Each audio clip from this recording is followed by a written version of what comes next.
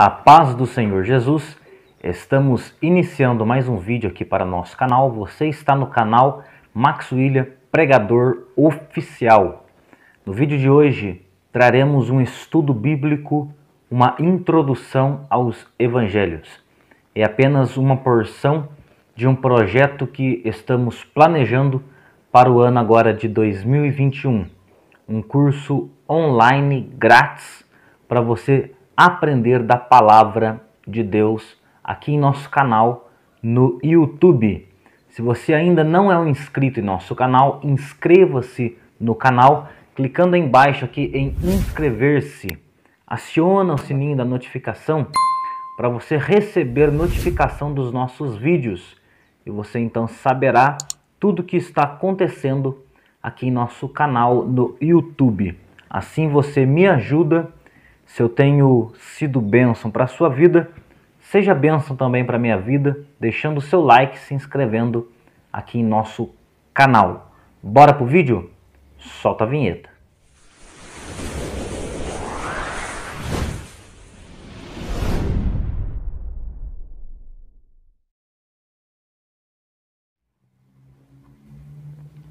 Introdução aos Evangelhos. Na aula de hoje, falaremos em 3 aspectos para introduzirmos os Evangelhos num prisma teológico de se ver. Quero falar sobre a política, a sociedade e a religião nos dias que antecederam e nos dias contemporâneos do nosso Senhor Jesus. Nós sabemos que a Bíblia não é somente um livro de âmbito teológico, mas é também um livro histórico. E por ser um livro histórico e pelas informações procederem da história, nós temos neste texto, neste contexto, a política, a sociedade da época e a religião da época. Para iniciarmos o nosso estudo, uma introdução aos evangelhos, eu quero começar falando sobre a política dos dias de Jesus. Por que é necessário falar primeiramente sobre a política nos dias de Jesus? Porque nos evangelhos nós vamos encontrar expressões, vamos encontrar temas, vamos encontrar termos, nomes, medidas que fazem parte do mundo romano. Por que mundo romano? Porque é Roma quem domina toda a Palestina nos dias de Jesus. É Roma que domina toda aquela sociedade daquela época, é lógico. Roma dominava Jerusalém, dominava a Judéia, a região da Samaria, a região da Galileia, da Itureia, Traconites. Todas estas regiões daquele tempo eram dominadas pelo Império Romano. O domínio romano era total sobre a Palestina, desde o 1º século antes de Jesus até o 5º século depois de Jesus. Ou seja, Roma dominou toda a região da Palestina por aproximadamente 600 anos. 600 anos de dominação romana sobre o mundo daquela época. O Império Romano iniciou-se no século I a.C. e se estendeu dominando a Palestina até o século V. E Jesus vai nascer neste tempo, no tempo do Império Romano. Vai pregar, vai acontecer toda a história do Evangelho neste tempo do Império Romano. Quando Jesus nasce, o imperador romano é César Augusto. É César Augusto que está dominando Roma ou está no poder do Império Romano nos dias do nascimento de Jesus. Aquele censo que foi responsável para trazer Maria e José a Belém foi um censo promovido por César Augusto. É importante para nós saber que César não é um nome.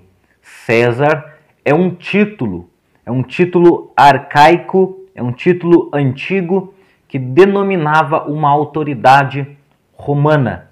É um título como também Faraó é título.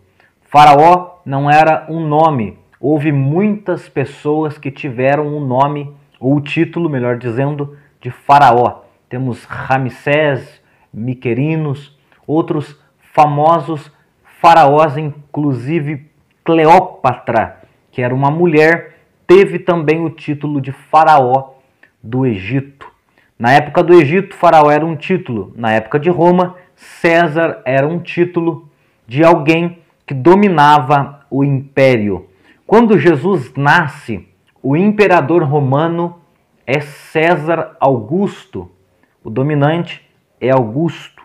E para dominar os territórios, ele estipulava alguém para ser um governador, uma espécie de rei regional, alguém subordinado a Roma, porém que dominasse pequenas áreas. E nos dias de Jesus, ou nos dias do nascimento de Jesus, quem dominava toda Israel, toda a Palestina, era um homem chamado Herodes, conhecido como Herodes o Grande. Herodes também é um título, também é um rótulo dado a uma pessoa que governava a região da Judéia. Herodes o Grande foi talvez um dos melhores ou dos maiores políticos judeus daquela época, ou um dos maiores políticos que dominou a Palestina naquele tempo. Quando Herodes o Grande fica sabendo que Jesus nasce rei, ele pretende matar Jesus, e a história que nós temos no início dos evangelhos a respeito da mortandade dos meninos em Belém é promovida por este homem chamado Herodes o Grande. Só que conforme o tempo passa, há uma sucessão de poder. E nos dias do ministério de Jesus, não vai ser mais César Augusto, o imperador de Roma, e nem Herodes o Grande, o rei de Israel, governado por Roma. O poder será trocado e no império vai subir ao poder um novo César, e o seu nome é Tibério. Jesus ele prega, ele morre e ressuscita, e a igreja se inicia no período do governo de Tibério César. Tibério que vai dominar Roma nos dias do ministério de Jesus. Os anais da história vai nos dizer que Tibério César tomou o poder de Roma por volta do ano 27 depois de Cristo. Ano 27 depois de Cristo é que ele inicia o seu governo como César, imperador de Roma. Mas na região da Palestina, na região de Israel, também vai haver mudanças, pois Herodes o Grande vai morrer e os seus filhos vão dominar aquela região. Não é um filho de Herodes o Grande que vai dominar, mas todos os filhos vão repartir entre eles o poder daquela região. Então nós vamos ter um Herodes que governava a Judéia, Samaria e Idumeia. Vamos ter um outro Herodes que vai governar a Galileia. E vamos ter um terceiro Herodes que vai governar a Itureia e a região de Traconites. Quem vai governar a Judéia, Samaria e Idumeia, região principal de Israel, é Arquelau, filho de Herodes o Grande. Arquelau vai comandar a Judéia, a região de Jerusalém principalmente, vai comandar a região de Samaria e as cidades circunvizinhas, como Sicar, por exemplo, onde acontece a história de João 4, a história da mulher samaritana, e vai também governar a Idumeia. O seu irmão, Herodes Antipas, é o que vai dominar a região da Galileia, a região onde Jesus nasceu, a região do mar da Galileia, onde está Cafarnaum, onde está Nazaré.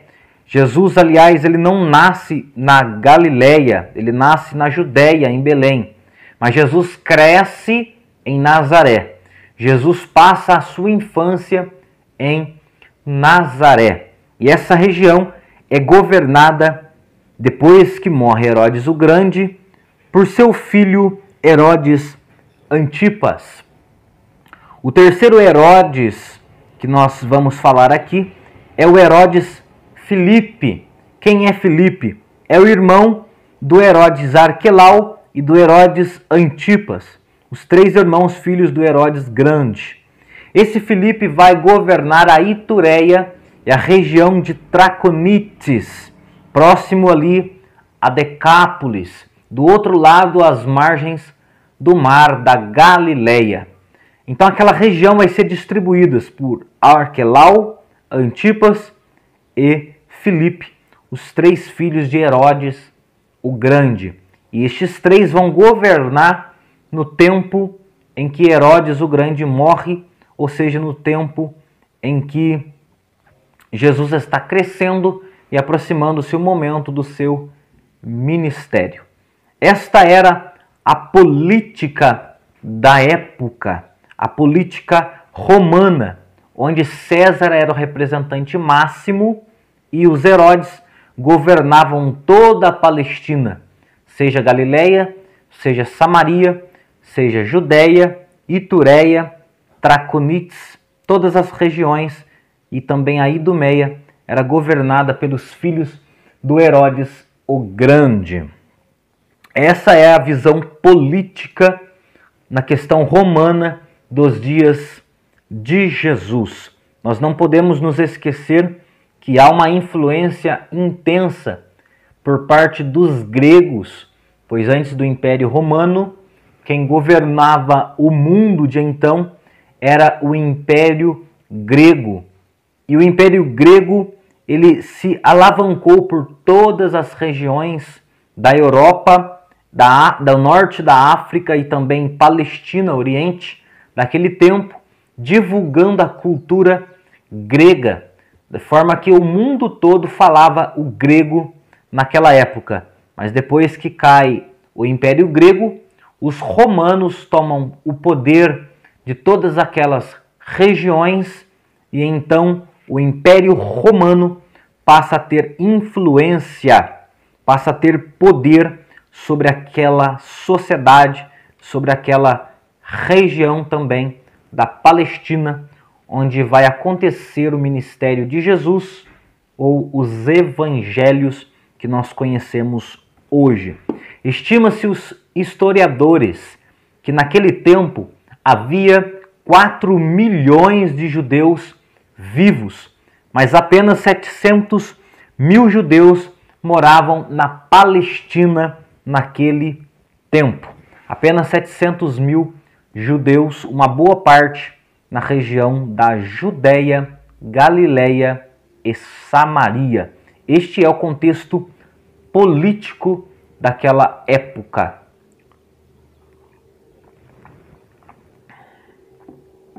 O segundo ponto da nossa aula é a sociedade nos tempos do Novo Testamento, ou no início do Novo Testamento. A sociedade, como já vimos pela política, era influenciada por Roma. Roma tinha uma intensa influência sobre a região e a sociedade da Palestina. Quando eu falo sobre a influência romana, é impossível falarmos sobre a influência romana e não falarmos sobre o militarismo. O que era o militarismo naquele tempo? O militarismo era o domínio de força do Império Romano. Onde Roma estava, havia militares, havia soldados, homens armados com espadas, com lanças, montados em seus cavalos, percorriam todo o Império Romano. Facilmente vamos encontrar na Bíblia, como já vimos, expressões romanas, entre elas a expressão centurião, a exemplo para nós.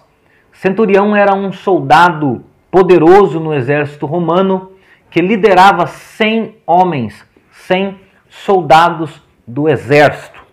Temos um caso na Bíblia onde um centurião vai até Jesus pedindo misericórdia acerca do seu empregado que estava doente em sua casa, e Jesus diz que não encontrou tanta fé em Israel como encontrou neste centurião romano, homem de guerra. Estes homens, soldados e também centurião, estavam presentes em toda a região da Palestina. Praticamente havia pontos, bases militares do exército romano em toda aquela região. E entre eles havia o que nós chamamos também de guarda pretoriana. São soldados responsáveis pelos presos daquela época, presos também políticos. Muitos militares haviam naquele tempo na região da Palestina, e se fôssemos falar sobre os detalhes do militarismo romano, levaríamos aqui mais uma aula de ao menos 30 minutos para falarmos deles. Mas a sociedade romana não se resumia apenas no militarismo. A sociedade romana também apresentava uma grande infraestrutura. A sociedade romana foi responsável pela construção de infraestrutura. Quando eu falo de construção de infraestrutura, eu me refiro sobre as estradas romanas e os aquedutos romanos que revolucionaram naquela época.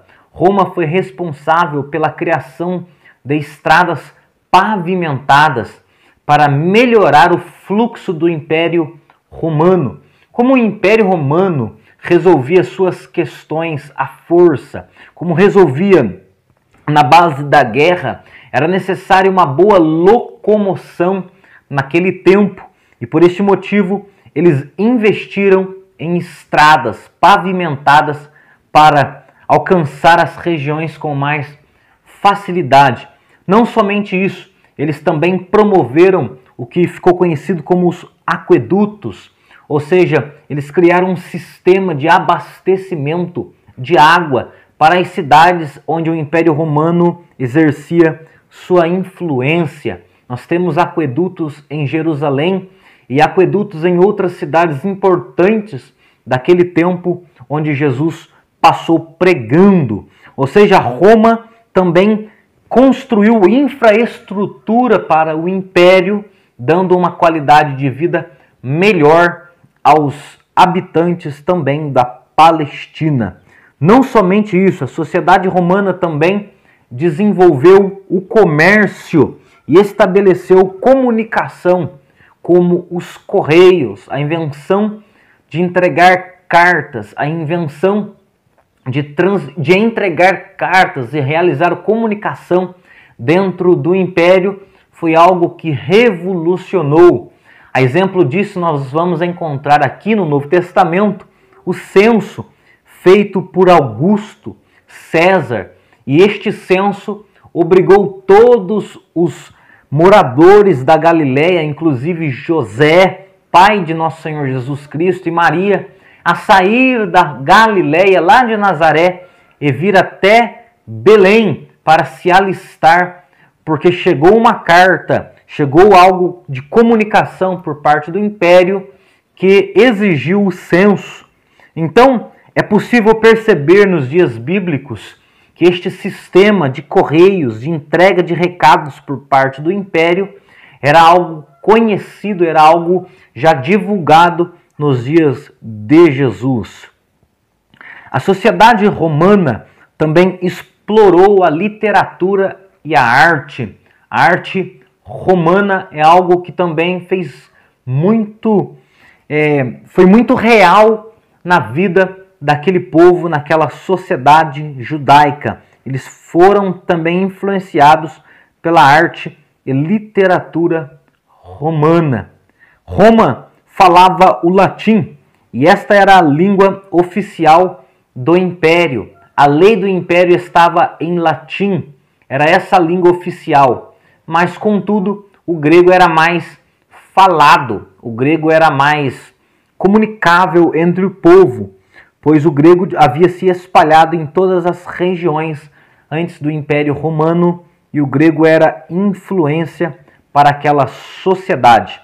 Provavelmente Jesus e seus discípulos eram trilíngues, pois falavam o hebraico, que era a raiz daquela nação, falavam o grego, que também era uma língua conhecida em toda a Palestina e todo o Império Romano daquele tempo, e provavelmente também falavam o latim. Nós vamos ver na Bíblia Sagrada esta realidade na morte de Jesus, quando é colocado uma insígnia em cima da cabeça de Jesus em línguas do latim, línguas hebraica e língua grega. Este é o rei dos judeus. Por que aparece na Bíblia ou na insígnia acima da cabeça de Jesus no registro dos evangelhos em 3 línguas a insígnia este é o rei dos judeus? Porque aquelas 3 línguas estavam presentes na cultura e na sociedade daquela época, ou ao menos na Palestina, que era a língua hebraica, raiz, a língua grega, que havia se dissolvido em toda a terra daquele tempo, em todo o globo daquele tempo, na região da Europa, Ásia Menor e também Oriente Médio, e por fim, a língua latina, a língua romana, o latim. Esta era a cultura romana e a sua influência sobre a região da Palestina. Agora, no dia a dia da sociedade judaica daquele tempo, era bem simples. A maioria da população vivia em casas simples, chão de terra, casas que para haver uma iluminação durante o dia, havia pequenos furos nas paredes para que a luz do sol entrasse. Era uma casa totalmente fechada. A cobertura das casas eram feitas de palha e barro. As paredes eram feitas de adobes, eram tijolos de barro feito. E eles viviam, a maior parte vivia, dos 700 mil que moravam na Palestina, a maior parte vivia neste tipo de construção, de chão de terra, de poucos móveis, e a iluminação não era elétrica. Todos nós sabemos que a energia elétrica é uma novidade para o nosso tempo. Naquela época, a iluminação era feita por lamparinas, onde se comercializava muito o azeite. Nós vamos ver essa realidade representada, por exemplo, na parábola das 10 virgens, onde teremos lamparinas acesas para fazer iluminação. O azeite era algo muito importante para aquele tempo, para que houvesse iluminação.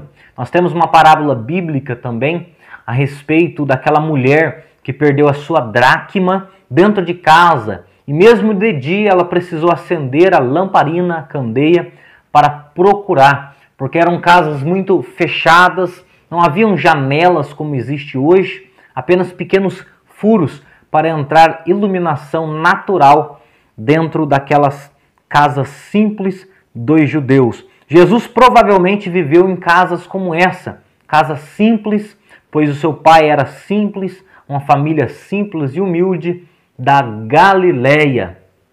Jesus cresce nesta sociedade romana. Jesus cresce vivendo esta cultura. E aqui nós vamos partir então para o terceiro ponto do nosso estudo, que é a religião. Religião.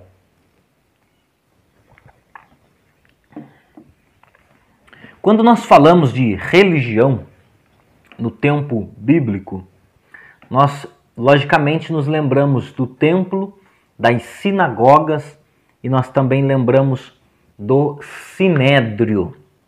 O templo era responsável ainda neste tempo por sacrifícios e ofertas. É onde o judeu levava as suas ofertas a Deus, os seus sacrifícios, as ofertas pacíficas, as ofertas de holocausto, as ofertas que a lei determinava eram apresentadas no templo. E este templo, ele é interessante que o templo dos dias de Jesus, que era belo, e os discípulos chegam a elogiar o templo, era um templo que foi restaurado por Herodes, um pouco antes de Jesus iniciar o seu ministério. Os anais da história dizem que o templo foi restaurado por Herodes do ano 17 ao ano 27 aproximadamente. Ou seja, essa foi a data provável da restauração deste templo. E a restauração do templo, então, aproximou o povo judeu dos Herodes daquele tempo, dos governadores e, logicamente, também os aproximou de Roma. No templo estavam os sacerdotes, a elite e também um grupo que nós chamamos de saduceus. Nós já vamos, daqui à frente, ver um pouquinho mais sobre os saduceus, mas eram este grupo que participavam do templo, os sacerdotes, a elite, a classe mais rica, mais poderosa, e também os saduceus. Este era o templo nos dias de Jesus. Em contraste ao templo, havia as sinagogas. O que era sinagoga? Era um lugar onde a classe mais pobre se reunia para orar e para fazer a leitura da palavra. Enquanto o templo recebia a elite, os sacerdotes, os saduceus, era a responsabilidade da sinagoga receber os mais humildes, os mais simples. A ideia de sinagoga surgiu ainda no cativeiro, lá no cativeiro babilônico, quando o povo não podia servir a Deus no templo, porque Deus disse que os sacrifícios deveriam ser no templo e o templo em Jerusalém. Então eles criaram a ideia das sinagogas. E nas sinagogas não havia sacrifício de animais. Na sinagoga não havia oferenda de ofertas como havia no templo. Na sinagoga eles apenas se reuniam para orações e, mais do que isso, eles liam o texto bíblico e ali ouvia-se uma exposição do texto bíblico, da lei, da Torá bíblica, e eles iam embora então para suas casas. Estima-se que haviam quase 500 sinagogas espalhadas por toda Jerusalém nos dias de Jesus. E Jesus foi um frequentador destas sinagogas. Quem falava nas sinagogas eram os fariseus, que é uma seita que nós já vamos ver quem são eles, os escribas, que eram os copistas da lei, e os rabinos, como Jesus. Ou seja, essa classe é que conduzia os cultos nas sinagogas.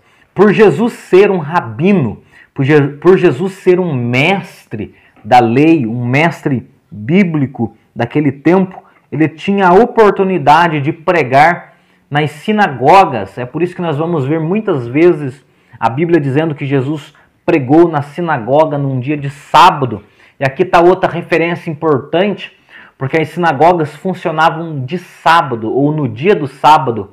E durante a semana não servia para cultos, mas para causas sociais, para cultos fúnebres também, e para educar os mais jovens, os judeus novos, que estavam aí passando pelo seu bar mitzvah, ou seja, o seu aprendizado ao se tornar adulto, passar a maior idade.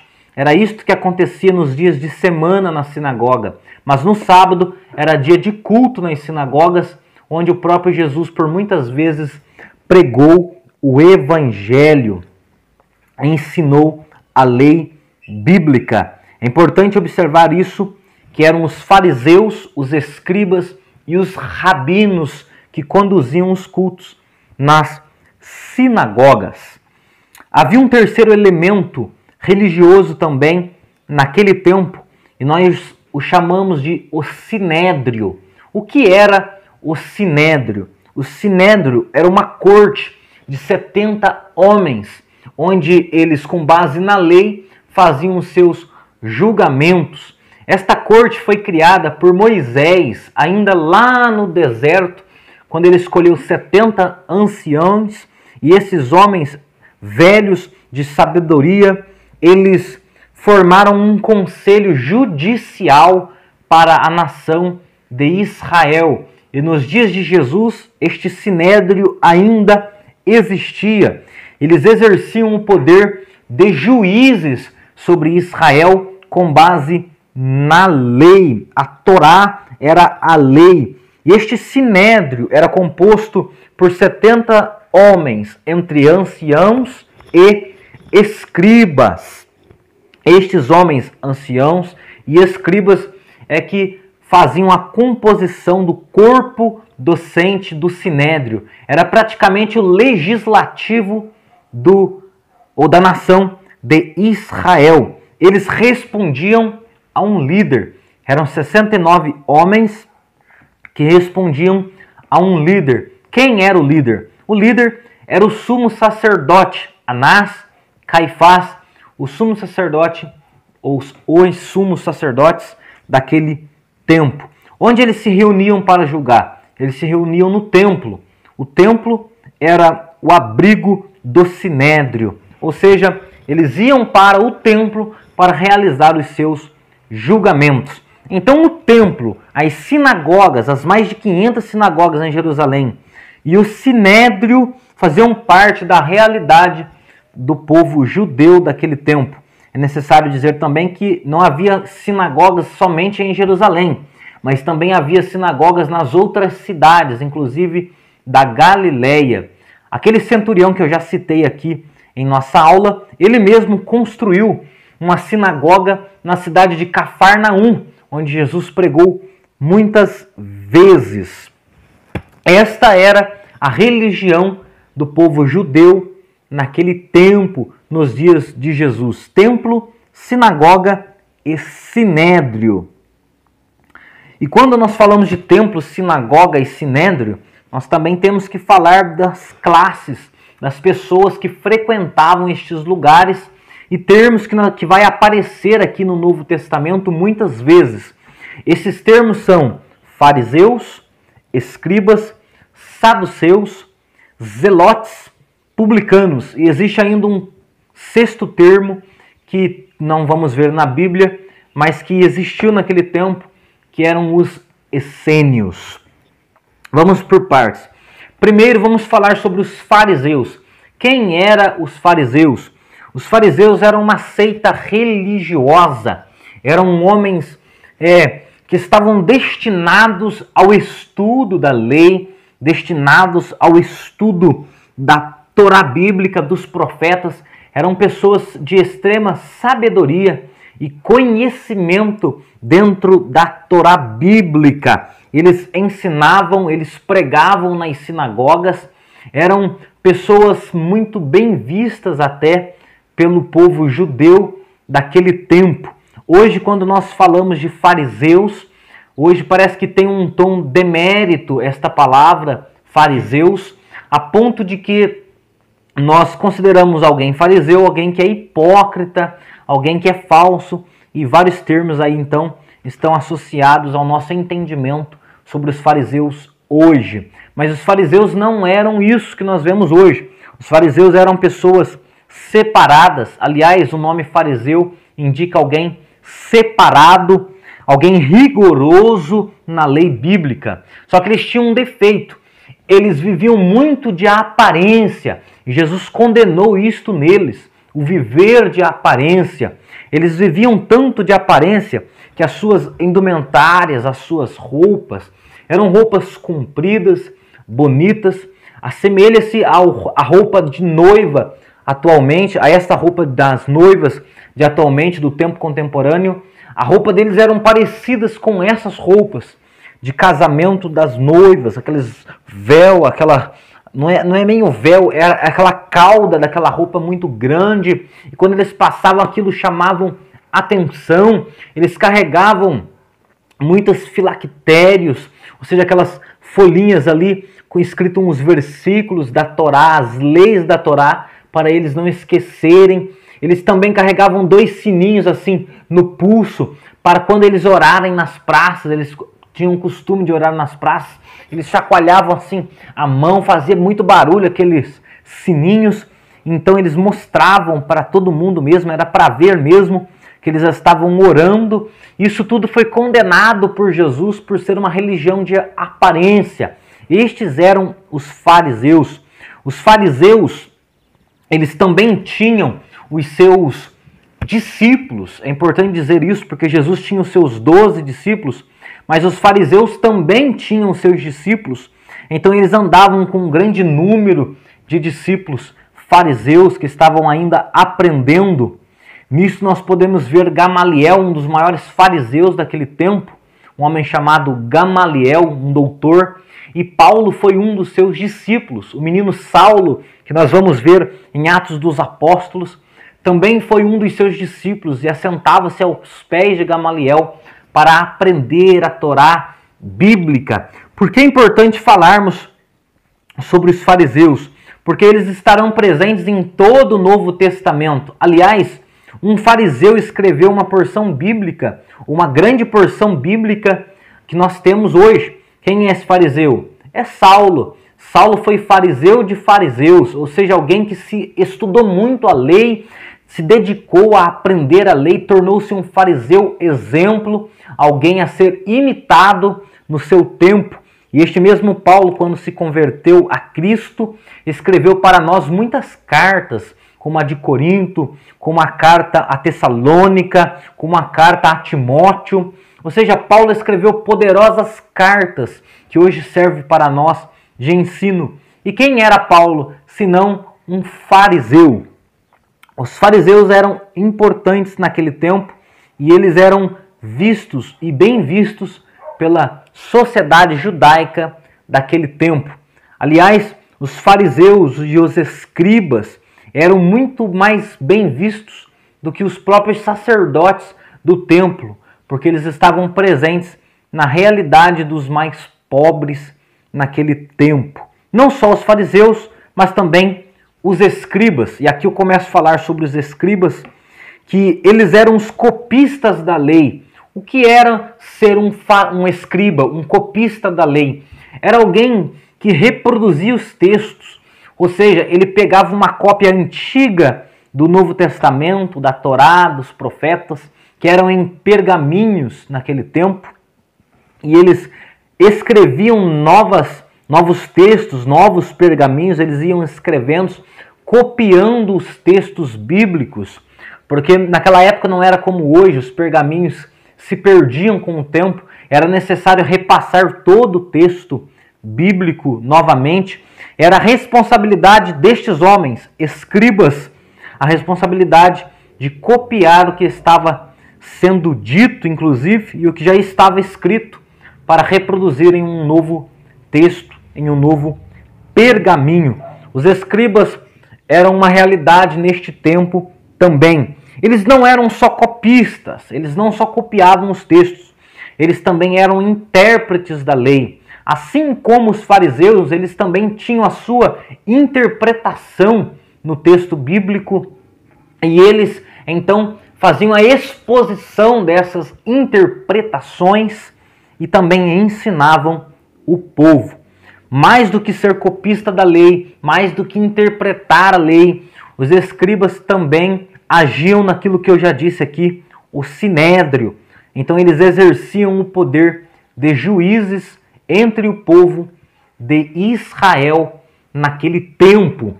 Por ter intimidade com o texto, por ter intimidade com a lei, eles tinham pleno domínio da lei. E por ter pleno domínio da lei, nada mais indicado para o cargo também no sinédrio. Alguém que seria indicado para exercer o poder de juiz sobre Israel. Eram estes os escribas, e eles sempre estavam juntos com os fariseus. Havia uma terceira classe, que é a classe dos saduceus. Os saduceus, pouco nós sabemos sobre eles, mas sabemos que eles eram também da elite. Eram pessoas próximas aos sacerdotes, provavelmente pessoas da família dos sacerdotes, da classe ou da família de Levi. E eles também eram uma seita religiosa, mas que, devido a situações que aconteceram no período interbíblico, no período ainda na era dos Macabeus, eles se afastaram desta classe, a classe dos fariseus. Eles tinham uma certa inimizade um com o outro. E enquanto os fariseus estavam entre a classe pobre nas sinagogas, os saduceus estavam entre a classe rica no templo, lá em Jerusalém. Entrar no templo era encontrar-se com estes homens chamados de saduceus. Provavelmente os cambistas que trabalhavam no templo eram saduceus. Era uma classe rica e que enriquecia a cada vez mais. Pouco nós sabemos sobre os saduceus porque eles não deixaram escritos. Não existem registros históricos por parte dos saduceus que ficaram para nós, ou um legado para nós no nosso tempo agora, neste século mais atual. Havia fariseus, havia escribas, havia saduceus, haviam também os essênios. E falar dos essênios é importante porque João Batista foi um essênio. Para quem não sabia, anota isso. João Batista foi um essênio. Quem eram os essênios?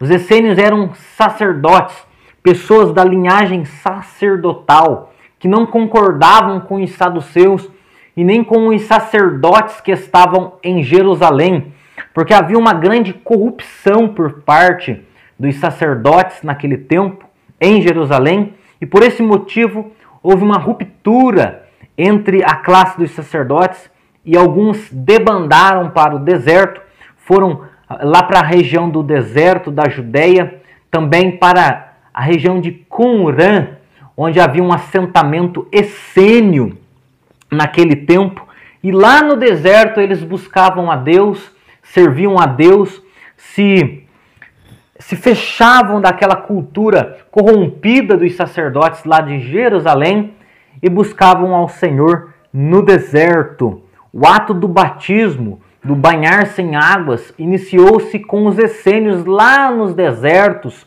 porque eles tinham o banho pelas águas como um símbolo de purificação. E João Batista vai aprender tudo isso com eles. João Batista vai aprender a lei com os essênios. João Batista vai aprender de Deus com os essênios lá no meio do deserto. Ele vai crescer com eles lá, servindo a Deus no meio do deserto e aprendendo da purificação. Quando João aparece batizando, ele aparece repetindo o que ele já havia aprendido, só que com um significado diferente. Ele vai ressignificar o batismo.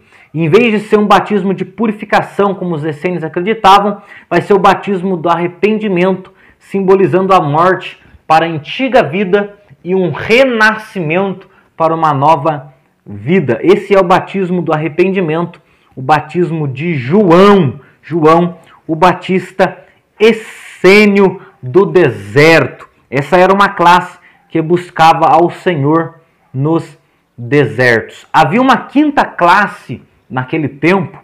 Essa classe era a dos zelotes. Os zelotes eram uma classe diferente e houve até um discípulo de Jesus que nós chamamos ele de Simão o Zelote. Jesus o tirou deste grupo chamado Zelotes. Esse grupo era um grupo armado. Eles pensavam que poderiam resolver a sua questão com Roma na base da força, na base da guerra. Eles queriam ser revolucionários, queriam ser livres de Roma e pensavam este grupo que poderiam resolver isso na base da força, na base da guerra. E nós sabemos que isso nunca iria acontecer. Quando aconteceu uma revolução, no ano 70 veio os romanos e destruiu o templo conforme Jesus já havia profetizado e destruiu a todos. Os zelotes então era este grupo armado nos dias de Jesus que pensavam resolver tudo na base da guerra, na base da espada, e isso com certeza não daria certo para aquele tempo. Havia agora então um sexto grupo e último, e aqui nós vamos encerrar a aula de hoje, essa aula inaugural, provavelmente dando para nós uma noção do que virá em 2021, de um curso teológico aqui para os irmãos. E esta última classe era uma classe dos publicanos. É importante falar sobre os publicanos, porque os publicanos estão presentes na Bíblia Sagrada aqui no Novo Testamento, e dois deles se destacam no Novo Testamento. Um deles é Zaqueu, o publicano, cobrador de impostos, que vai tornar-se discípulo de Jesus, e um outro é Levi, Mateus, que deixou para nós um legado. O Evangelho de Mateus é escrito por ele, esse publicano, um homem que serviu a Roma antes de se converter a Cristo. Então temos um livro da Bíblia, pelo menos, escrito por um publicano. E quem eram os publicanos? Os publicanos eram os cobradores de impostos. Eram pessoas que trabalhavam na coletoria romana, cobrando impostos para Roma. Inclusive, Mateus e Zaqueu eram judeus que foram considerados pelos seus próprios irmãos traidores da sua nação por trabalhar para Roma. Estes publicanos tinham guardas pessoais, soldados romanos que faziam a sua escolta, a sua proteção, para que eles pudessem trabalhar livremente, com segurança, para o império. Eram judeus alienados. E estes publicanos também faziam parte da vida e da sociedade daquele tempo, e serve para nós falar sobre eles uma introdução aos evangelhos.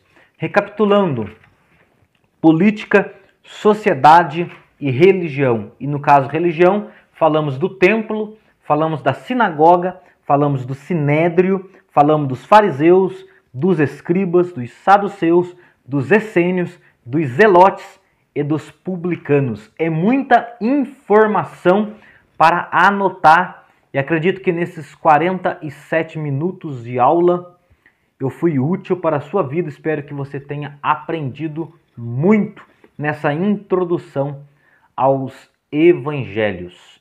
Amém? Que Deus abençoe sua vida em nome de Jesus. Anunciando aqui nesse vídeo, mais uma vez anunciando, em 2021, agora no início do ano, se Deus quiser, em nome de Jesus, estaremos ministrando um curso online grátis aqui no YouTube para nossos inscritos. Então já vai convidando aí o seu amigo, o seu parente, o irmão na fé, que ainda não conhece o canal, para se inscrever no canal, para que quando iniciarmos aqui o nosso curso, receba todos os vídeos em nome de Jesus. Até o próximo vídeo, se Deus quiser. Fica na paz do Senhor. Até o próximo vídeo, em nome de Jesus. Amém. A paz do Senhor Jesus.